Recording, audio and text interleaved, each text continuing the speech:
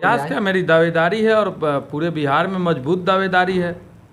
मैं पूरे बिहार का एक तरह से सबसे बड़े पैमाने पे यूथ जो मेरे साथ है, आप लोग देख सकते हैं कि कितने तादाद में मेरे साथ यूथ मेरे साथ रहते हैं, सहभागी के रूप में मेरा साथ देने का काम करते हैं। तो निश्चित रूप से मैं किसी भी स्तर पे धरातल पे कमज़ोर स्थिति में नहीं हूँ और पूरे मजबूती से मैं दावेदारी अपना पेश करूँगा। लेकिन मैं मजबूती से दावेदारी के साथ साथ मुझे विश्वास है माननीय उपेंद्र कुशवाहा जी के नीतियों पे और हमेशा उनका आशीर्वाद मुझे प्राप्त रहा है और आगे भी रहेगा, बिल्कुल स्पष्ट मैं लड़ूंगा। मैं चाहूँगा कि आपके क्षेत्र का एक युवा नेता जो अपने जीवन शुरू होने से ही और लगातार सामाजिक कार्यों में और निछावर कर चुका है, आप उसको कहीं ना कहीं पूर्ण रूप से मौका देंगे। और आज सारण वासियों और सबके प्यार और युवा साथियों के साथ देने की वजह से ही आज सारण नहीं पूरे देश में एक अलग पहचान बनाने में लगे हुए हैं।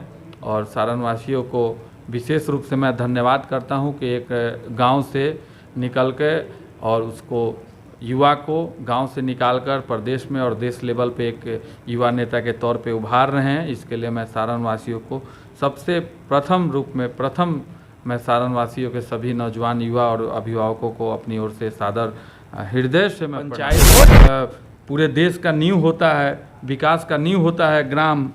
और निश्चित रूप से अगर ग्राम प्रधान और मुखिया लोग सुरक्षित नहीं है तो फिर ये स्टेट और जिला कैसे सुरक्षित हो सकता है।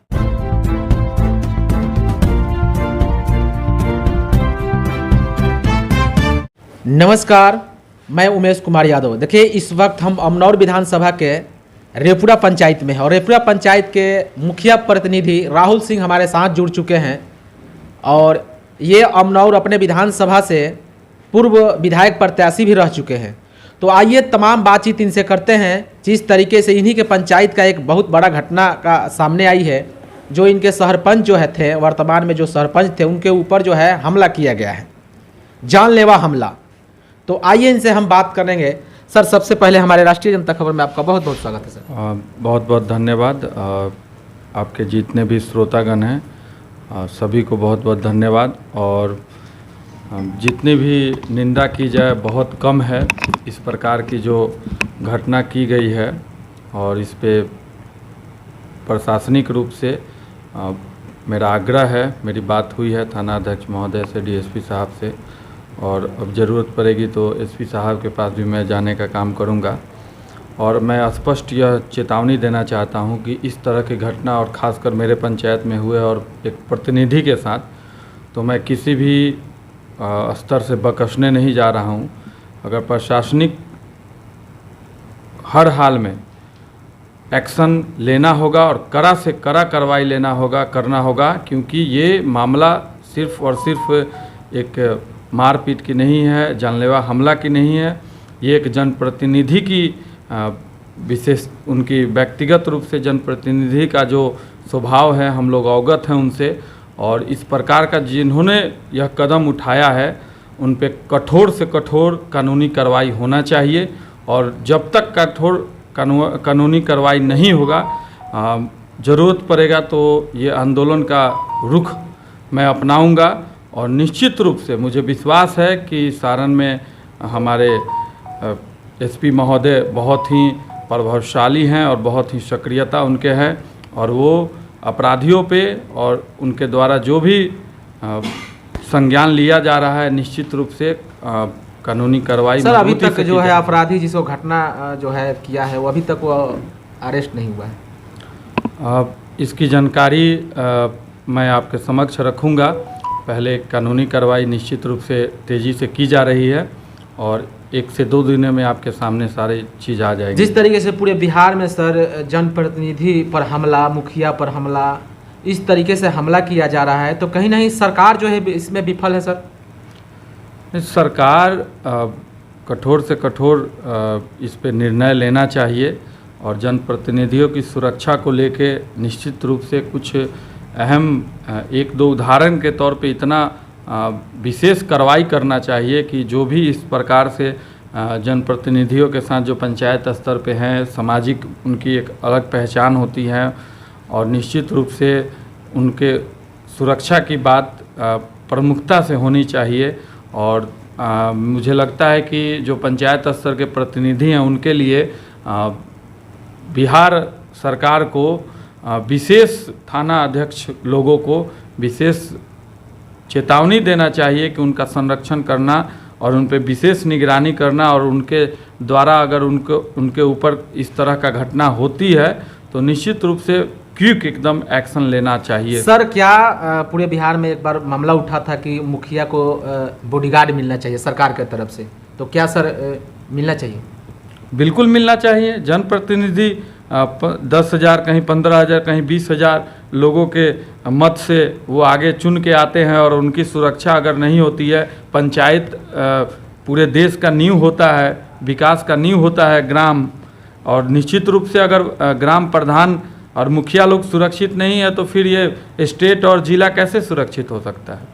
अगर सर आपके विधानसभा में अगर बात किया जाए तो अगला साल जो है 25 में चुनाव है विधानसभा को, तो क्या राहुल सिंह चुनाव लड़ चुके हैं विधायक का, क्या फिर से किसी पार्टी से या फिर से अपना फेस जो है विधानसभा में देने जा रहे हैं? माननीय उपेंद्र कुशवाहा जी के मैं साथ हूँ, सभी लोग अवगत हैं, और माननीय उपेंद्र कुशवाहा जी का जो भी आह्वान होगा, अगर चुनाव मुझे लड़ाएंगे तो मैं लड़ूंगा, चुनाव नहीं लड़ाएंगे तो मैं नहीं लड़ूंगा। तो जिस तरीके से सर उपेंद्र कुशवाहा एक एनडीए घटक दल के एक सदस्य हैं, उसमें शामिल हैं, तो क्या सर लगता है कि जो टिकट का बंटवारा होगा तो इस पार्टी का जो है एक मान सम्मान के तहत एक टिकट मिलेगा सर? बिल्कुल मिलेगा, और मजबूती से मिलेगा। आप हाल फिलहाल अभी जो 29 को हम लोगों का जिला कार्यक्रम रहा, मुझे लगता है कि ऐतिहासिक कार्यक्रम हुआ है।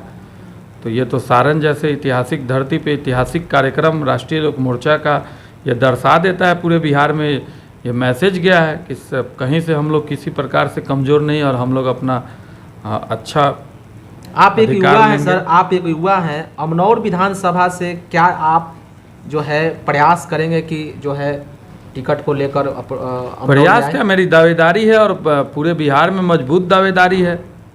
मैं पूरे बिहार का एक तरह से सबसे बड़े पैमाने पे यूथ जो मेरे साथ है, आप लोग देख सकते हैं कि कितने तादाद में मेरे साथ यूथ मेरे साथ रहते हैं, सहभागी के रूप में मेरा साथ देने का काम करते हैं। तो निश्चित रूप से मैं किसी भी स्तर पे धरातल पे कमज़ोर स्थिति में नहीं हूँ, और पूरे मजबूती से मैं दावेदारी अपना पेश करूँगा। लेकिन मैं मजबूती से दावेदारी के साथ साथ मुझे विश्वास है माननीय उपेंद्र कुशवाहा जी के नीतियों पे, और हमेशा उनका आशीर्वाद मुझे प्राप्त रहा है और आगे भी रहेगा, बिल्कुल स्पष्ट है। सर, आप एक एनडीए गठबंधन से हैं, तो जिस तरीके से देखा जाए तो हिंदुओं के साथ जो है अभी जो घटना हुआ है तिरुपति बालाजी मंदिर में, जिस तरीके से घटना किया गया है, गाय का मांस, सूअर का चर्बी और मछली का तेल मिलावट कर कर जो है प्रसाद लड्डू बनाया गया, इस तरीके से किया गया, क्या कहिएगा सर इस विषय पर?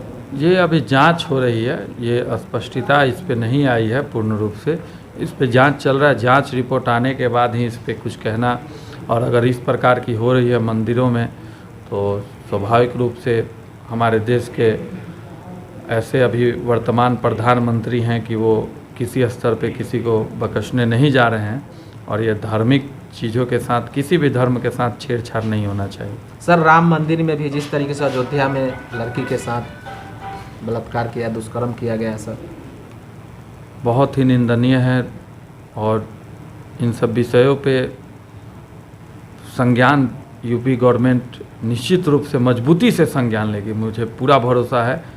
और देखने में मिल रहा है कि बहुत तेज आंदोलन वहाँ स्वरूप अपना तैयार हो रहा है, तो उसके पहले निश्चित बिहार यूपी सरकार को कठोर कार्रवाई करना चाहिए। सर, पूरे बिहार में जो है बाढ़ से लोग जो है त्राहिमाम कर रहे हैं लोग, कहीं जो है गांव पंचायत विधानसभा जिला पूरा डूबा हुआ है सर। तो आपके पार्टी, आपके सरकार द्वारा आपके प्रयास से अभी क्या किया जा रहा है सर?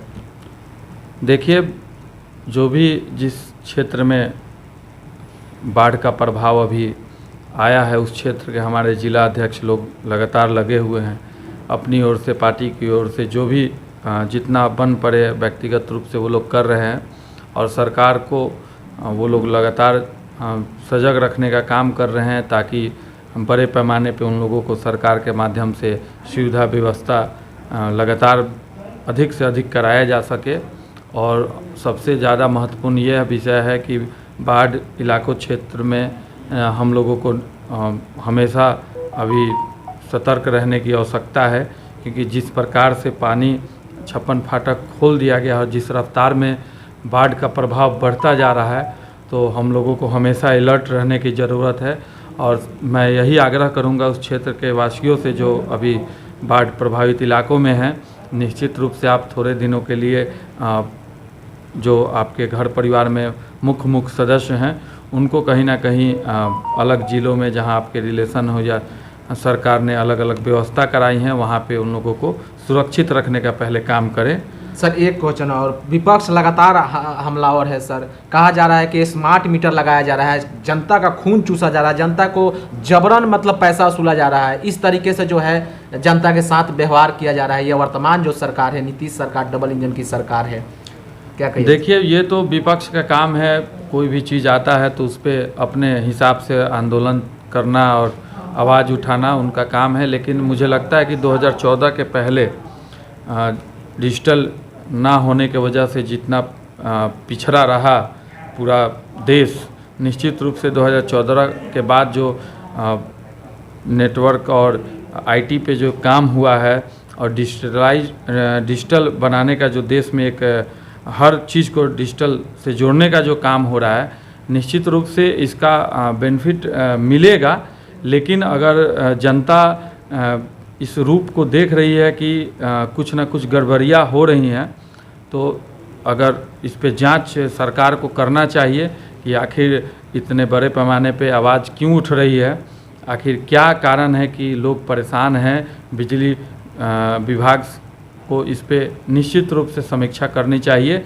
और डिजिटल सही है, डिजिटल होना चाहिए, और लेकिन इसकी समीक्षा हो कि डिजिटल जो माध्यम है उसमें आखिर क्यों इस प्रकार की त्रुटियां आ रही हैं, इस पे संज्ञान एकदम बिहार सरकार को। सर जाते जाते अपने अमनौर विधानसभा के जनता का क्या कहिएगा सर 25 को देखते हुए? मैं तो कहना क्या है, अमनौर विधानसभा और सारण मेरे परिवार के सदस्य और सभी जनता जनार्दन मेरे अभिभावक तुल्य हैं। और मैं यही कहूँगा कि आपके क्षेत्र का एक युवा नेता जो अपने जीवन शुरू होने से ही और लगातार सामाजिक कार्यों में और निछावर कर चुका है, आप उसको कहीं ना कहीं पूर्ण रूप से मौका देंगे। और आज सारण वासियों और सबके प्यार और युवा साथियों के साथ देने की वजह से ही आज सारण नहीं पूरे देश में एक अलग पहचान बनाने में लगे हुए हैं। और सारण वासियों को विशेष रूप से मैं धन्यवाद करता हूं कि एक गांव से निकल के और उसको युवा को गांव से निकालकर प्रदेश में और देश लेवल पे एक युवा नेता के तौर पे उभार रहे हैं। इसके लिए मैं सारण वासियों को सबसे प्रथम मैं सारण वासियों के सभी नौजवान युवा और अभिभावकों को अपनी ओर से सादर हृदय से मैं प्रणाम करता हूँ। बहुत बहुत धन्यवाद सर बात करने के लिए। अपने विधानसभा में जिस तरीके से इन्होंने चुनाव भी लड़ा, समाज सेवी के तहत अपने पंचायत में जिस तरीके से काम किए, पूरे विधानसभा में इनका सोच है कि अगर पार्टी हमको टिकट देती है तो निश्चित रूप से हम तैयार हैं चुनाव लड़ने के लिए। और युवाओं के बीच में जिस तरह का समर्थन मिल रहा है, निश्चित है कि अगर अमनौर में अगर बदलाव होगा तो निश्चित है कि युवा आएंगे। और हमारे राहुल जी जो है, जिस तरीके से इनका अनुभव है, जिस तरीके से आशीर्वाद उनको युवा के बीच में मिलता है, साथ मिलता है, निश्चित है कि इस बार जो है 25 में चुनाव होगा, कसम की लड़ाई होगा। इसी तरह खबर आपको दिखाते रहेंगे। राष्ट्रीय जनता खबर से बने रहिए। धन्यवाद। जय हिंद। देखिए, अमनौर विधानसभा ही नहीं, पूरे सारण में आपको मैं बता दूं कि बहुत जल्द, ठीक चुनाव के पहले, मैं स्पष्ट कर देना चाहता हूं कि जिस प्रकार से पंचायत स्तर पे तैयारी चल रहा है मेरा, और लगातार ये 7-8 साल से चल रहा है, चुनाव के ठीक पहले इतना बड़ा धमाका होगा जिसमें संख्या लगभग पूरे सारण से 50,000 लोगों की संख्या यह बोलेगी कि राहुल जी को टिकट महत्वपूर्ण रूप से दिया जाए, प्राथमिकता दिया जाए। और निश्चित अगर मैं उतनी बड़ी रैली की तैयारी कर रहा हूं और आपके माध्यम से बता देता हूं कि वो बहुत बड़ा धमाका होगा चुनाव के ठीक पहले।